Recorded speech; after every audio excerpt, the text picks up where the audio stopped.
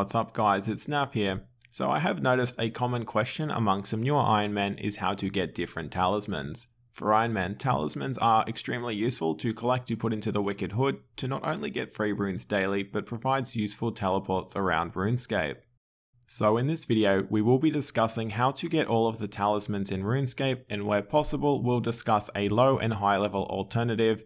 Usually the lower level alternative does have lower drop rates on the talismans, but is more accessible to low level combat Ironmen. Now for the sake of keeping this video at a manageable length, I won't be going into detail about farming talismans in bulk for things such as summoning. So if that is something people do want, I apologize, it is not in this video, but let me know in the comments and I will make that video separately. So first up we have the Mind Talisman. Now this is easy for any level to get from wizards in the Wizards Guild. Now you'll find that in Yanel, and the wizards can be found on the bottom, middle and top floors. Now they do also drop water talismans as an uncommon drop, so you may find yourself getting a water talisman as you're getting Mind Talismans, but they are common, so you'll get them very quickly. So next up we have Air Talismans. So if you haven't done the Rune Mysteries quest, it is a reward from that quest and it has no requirements. Otherwise, if you've done that quest and misplaced the talisman, they are a common drop from goblins, which are in Lumbridge on the east side of the river, so it is easy to get there. Goblins also drop Earth, Fire and Mind Talismans, but they are all rare drops. So next up we have Water Talismans. For low levels we have Water Wizards and Dark Wizards. Water Wizards can be found northwest of the Port Sarim Lodestone and a very low level. Unfortunately there is only one spawn though, and therefore may take some time to actually get this as a drop. Dark Wizards are southeast of the Varrock Lodestone and can also drop Mind, Earth and Fire Talismans, although they are rare. Now for the higher levels we've got two options as well, which throughout the video are going to be reoccurring a lot, just because they're good at dropping a variety of talismans. So first up, we have the Abyssal Monsters, consisting of Abyssal Walkers, Abyssal Guardians and Abyssal Leeches. These are located within the Abyss, north of Edgeville, and require the completion of the Abyssal mini-quest with the Mage of Zamorak, who can be found here. These Abyssal monsters also drop Air, Body, Cosmic, Chaos, Earth, Fire, Mind, Nature, Water, Law, and Elemental talismans. So as you can see, a wide variety. Now for those hardcore Ironmen that would prefer to avoid the wilderness altogether, we do have an alternative option, although not as good. We have the Dagannoth on Waterbirth Island. Now unfortunately this doesn't include the Dagannoth underneath the lighthouse, as they have a different drop table. These Dagannoth along with water talismans drop Air, Body, Earth, Fire, Mind and Cosmic talismans. Next up we have Earth Talismans. So for the low levels we have Al-Kharid Warriors. Now these are found in Al-Kharid inside the palace in the center of the town. And yet again for the high levels we have the Abyssal Monsters, or we have the Dagannoth on Waterbirth Island for the hardcore Ironmen. So next up we have the Fire Talismans. So similar to Water Talismans, for the low levels we have Fire Wizards, which are northwest of the Port Sarim Lodestone, and they also have the downside of also only having one spawn. Alternatively, just like Water Talismans, you can also go to Dark Wizards, which can be found southeast of the Varrock Lodestone. And for the higher levels, once again we have Abyssal Monsters, and for the hardcore Ironmen, we have the Dagannoth on Waterbirth Island. Next up is Body Talismans. So for the low levels we have Guards. Now these vary in level throughout RuneScape. The lowest level guards can be found in Berthop and Catherby, going as low as level 9. Otherwise, if you're a little higher level, it is recommended you kill them in Varrock in front of the palace, as there is up to 6 spawns at a time. Otherwise, like before, for the higher levels we have the Abyssal Monsters, and for the hardcore Ironmen we have Dagannoth on Waterbirth Island. So next up we have Cosmic Talismans. Now these get a little bit trickier for low levels to get access to, but there are options nevertheless. So first up we have Chaos Druids. Now these are easily found under Tavali or Edgeville Dungeon, depending on if you're hardcore Ironman and want to go in the wilderness, which is Edgeville Dungeon. Now these are a very rare drop, keep in mind, so you will have to kill a fair few, although they drop herbs at the same time, so there is some practical use there. Otherwise, for low levels, another competitive alternative is to get through caskets. Now these caskets are gotten through big net fishing, which can be done at places such as Catherby. Although it is a very rare drop, so you may be fishing for quite some time. And just like before for our high levels, we have the Abyssal Monsters or the Dagannoth on Waterbirth Island. So next up we have Chaos Talismans. So for the low levels, we do have Basilisks.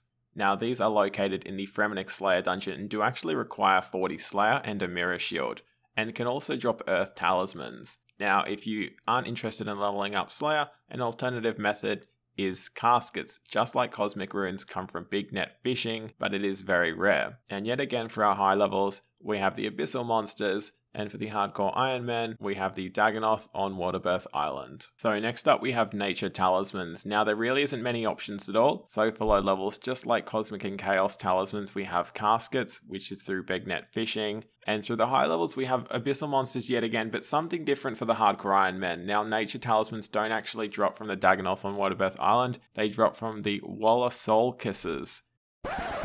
Nice try, mate. Which are also within the Waterbirth Island dungeon. And they also drop air, chaos, cosmic, earth, fire, mind, and water talismans. So they are competitive with the abyssal monsters and Dagonoth, but usually not as good, apart from when it comes to nature talismans. So next up we have lore talismans. So much like body talismans, they are commonly gotten through guards. Now, yet again, for the lower levels, there is options of Berthorpe and Catherby. The guards are as low as level 9. Otherwise, if you can kill the guards at Varrock, there is up to 6 spawns at a time in front of the Varrock Palace. Otherwise, the higher levels, like always, it is the abyssal monsters. And for the hardcore Ironman, there is just the options of killing the guards, or if you're up for something that's a little bit higher combat, there is the Paladins, which are found in East Ardone, which have a little bit better drop table than the guards. So next up we have Death Talisman. Now this is infamous in the Morning's End Part 2 quest, whereby you have to either have this talisman or hand in 50 items to Thorgal, which is very annoying. There are a bunch of random items which are not too easy to get for Ironmen, but definitely not impossible. So the only alternatives to actually handing in the 50 items to Thorgal is to kill Dark Beasts. Now this requires 85 Slayer as a minimum if you do boost the remaining 5 Slayer levels with Wild Pie. And Wild Pie requires 85 cooking to create, so it's rather high level stuff. Otherwise, if you consider yourself extremely lucky and still don't want to go through with handing in the 50 items to Thorgal or killing Dark Beasts, there is another option. It is Dragon Implings. Now, Death Talismans and Death Tiaras are a very rare drop from the Dragon Impling loot table, and Dragon Implings require 83 Hunter. But you're looking at over about 500 Implings if you don't get lucky, so it isn't recommended at all, but by all means an option. So next up we have Blood Talismans. These are a reward from completing the Legacy of Seergaze. This quest is required to make blood runes, so you do need to do it regardless. Otherwise, if you have misplaced your blood talisman after completing that quest, it is also a common drop from cremating biocorpses, which does also require the completion of that quest as well. So next up we have soul talismans. Now these only recently entered the game with the Menaphos patch. Now since it's only recently been added to the game, it's very likely it'll appear from new locations in the future, so keep that in mind. But in terms of right now, the two places to get these are from either Feline Arcs or the Imperial Arcs, which consist of mages, rangers, and warriors. Now, these are both very high level, Imperial Arcs requiring 117 Slayer, and Feline Arcs requiring 107 Slayer. So both very high level requirements, but as previously stated, it's very likely they'll pop up in many more locations as time goes on. So next up, I want to talk about some of the less known talismans. We have the Omni and Elemental Talisman. So the Omni-Talisman is a reward that allows you to access all altars in the game. To receive this item, you need to talk to Wizard Elris in the Runecrafting Guild and bring her all the talismans in the game. These can be in the form of talismans, tiaras, or if they are in your Wicked Hood, that's fine. She doesn't take them from you, she just needs to see them. There in fact isn't a great use for this item, because to acquire it, you have to have already had all the talismans in the game. So having an item which gives you this kind of access is kind of obsolete. Nevertheless, it can be turned into an Omni Tiara or an Omni Staff. But now because of the Wicked Hood being in the game, the Omni Tiara has no practical use, but some people may want it for outfit purposes. On the other hand, the Omni Staff is somewhat more useful because it allows you to free up your headpiece slot, where you would usually want to wear your Wicked Hood. This means you can wear Runecraft experience boosting gear in this slot while still being able to access altars without giving up an inventory space. And then we have the Elemental Talisman. Now this can only be gotten from abyssal monsters, mainly the walkers, and is an uncommon drop. From the other two it's very rare. This talisman has mainly been outdated, but it does have one practical use. It provides one extra charge of the Create Rune effect on the Wicked Hood permanently. Now, short term that's nothing special, but if you're an Ironman using this daily, over time would amount to a lot of free runes you wouldn't have gotten otherwise. Apart from this use though, the Elemental Talisman has been outdated by the Wicked Hood and Omni-Talisman and isn't required to receive an Omni-Talisman. So finally, I would like to discuss the rare drop table. Essentially, it is a list of items which have the possibility of being received when killing a monster, despite it may or may not being on their individual loot table. Now, the rare drop table isn't available for most monsters, mainly high level monsters and slayer monsters. The relevance of this to this video is some talismans are available on the rare drop table, including Chaos Talismans, Nature Talismans, and noted Earth, Fire, and Water Talismans. So for this reason, none of my recommended locations cover the possibility of talismans from the rare drop table, because it is very random and unpredictable, but just be aware it is a possibility, especially for some of the more difficult talismans, such as Nature and Chaos Talismans. Otherwise, that about wraps it up. I hope you did enjoy, and if you have any alternative locations for effectively getting these talismans, as an Ironman, feel free to leave it in the comments to help others out.